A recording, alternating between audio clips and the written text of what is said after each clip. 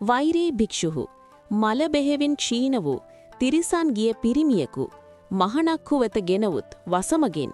මුවින් අංගජාතය මත හිඳවද්ද හේ ඉදින් ප්‍රවේශය ඉවසාද ප්‍රවිෂ්ටය ඉවසාද ස්ථිතය ඉවසාද උද්ධරණය ඉවසාද තුලසි ඇවැත්වේ වෛරී භික්ෂුහු නෝ ඉවසාද ඇවැත් නොවේ